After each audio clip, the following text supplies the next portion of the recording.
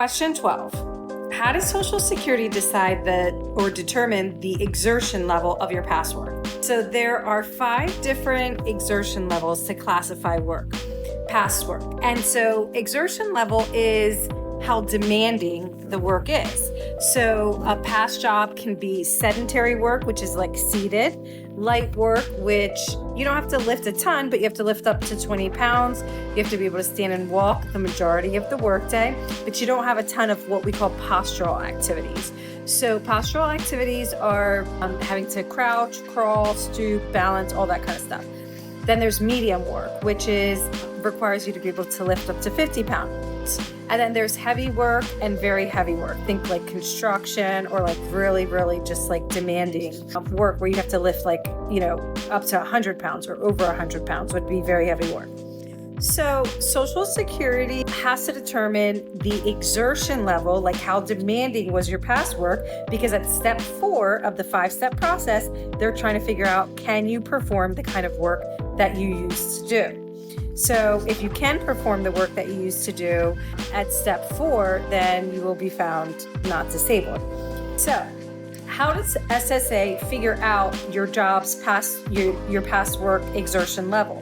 Well, it's based on what you tell them. So if you have a hearing, you're going to testify about your past work, but in almost all claims, they will have you fill out what's called a work history report, and you're going to describe your past work, which is work that you did over the past 5 years. You don't have to describe your entire work history in most situations, but you'll describe what you did in the past 5 years, and that's your past relevant work.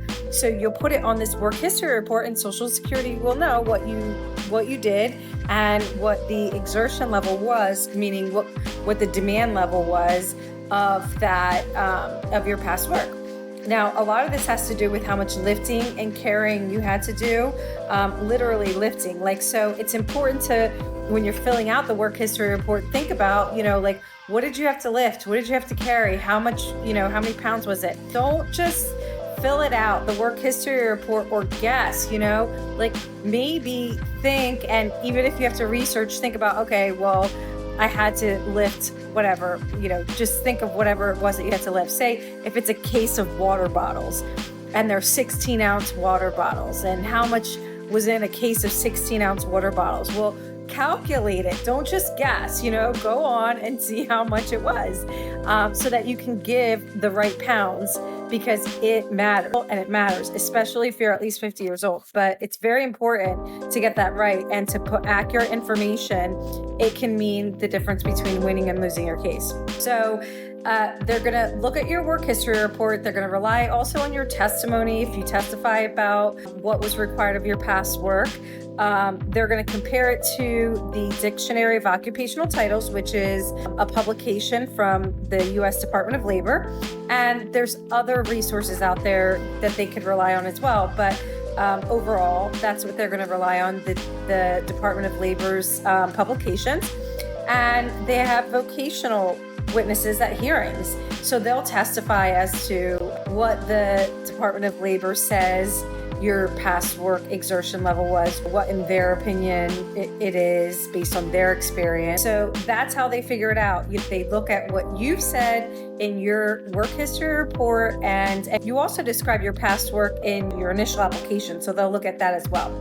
So why does it matter for your claim? Well, I already kind of alluded to it a little bit, especially if you're over 50, but step 4 of the process of getting Social Security disability benefits is whether or not you can do your past work. So there's 5 steps. If you've been following me, you know that I talk about the 5 steps where Social Security determines if someone is disabled. Step 4 is, can you used to do? Not all the kind of work that you used to do, your past relevant work, which is work that you've done over the past 5 years. So I hope that you found this helpful.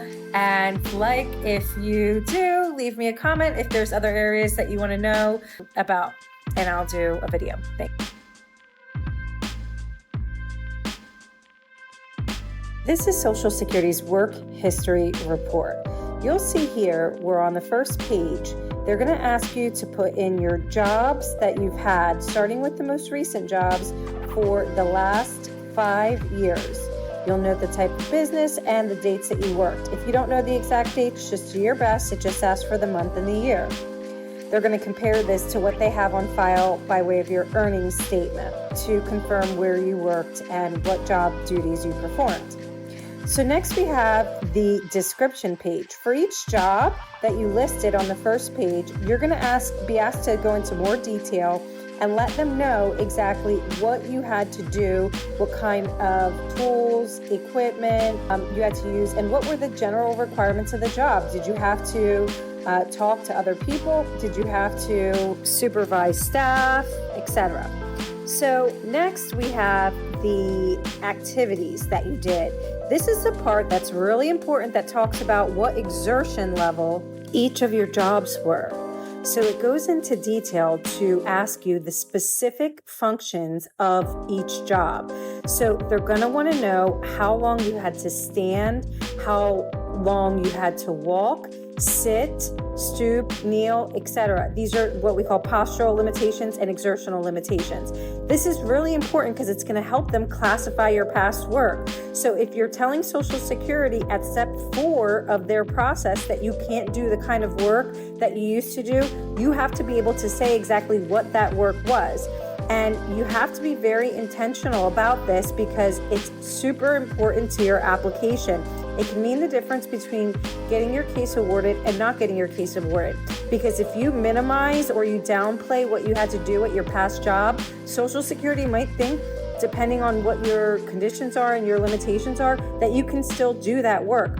But if your work was demanding, you have to explain exactly how demanding it was. So it's worth taking a minute to really think about the things that you had to lift and carry, how often you had to be on your feet, where you had to go, and if you were required to use your hands or arms to perform your daily work activities.